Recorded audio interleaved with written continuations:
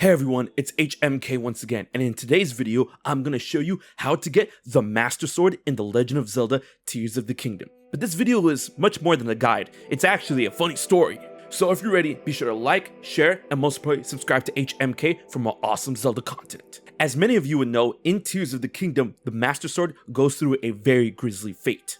But despite this, you are able to obtain a version of the sword in order to make true that you are the hero of legend. So how do you get the Master Sword in Tears of the Kingdom?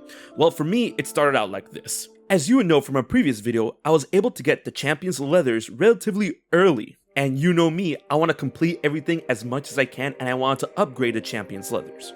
But the components needed to upgrade this armor come from the Light Dragon, the first of which is the Light Dragon Scale.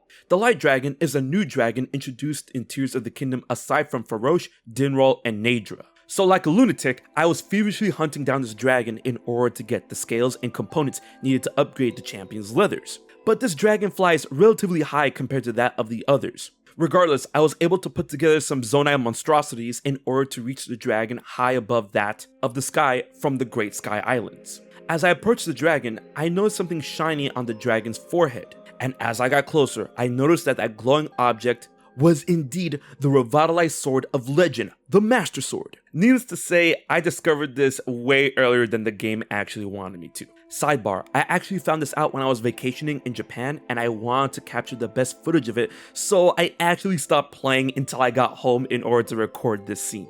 Compared to the other dragons, the Light Dragon is very friendly, so you're able to get on top of the dragon and get to the sword no problem. In order to draw out and obtain the Master Sword, in this game, rather than needing hearts, you need 2 full wheels of stamina, which luckily I had. Once you pull out the Master Sword, you are treated to a glorious cutscene with one of the final memories from the game. While I'm not going to go into detail for the story aspects of this, let me just say it is truly majestic. And there you have it, you have obtained the Master Sword within that of Tears of the Kingdom. And what's cool is that the Master Sword is still able to fuse with other objects just like other weapons, but it retains its shape when not being used and is adorned with Zonai runes. Which, by the way, I kinda called this 3 years ago.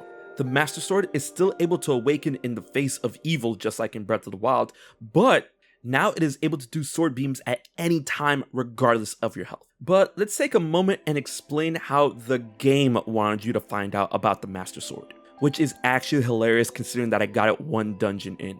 With that being said, slight spoilers going into this part of the video. So the game actually wants to give you a good idea on where the Master Sword is after you complete all of the geoglyph memories in the Tears of the Dragon questline. Supplementing that, once you deal with the Regional Phenomena main quest, it leads you into the Sage of Spirit questline, which when completed, points you in the direction of the Lost Woods and Korok Forest, in which when you complete that questline, it finally points you in the direction of the Light Dragon, in which that is the true Master Sword's location.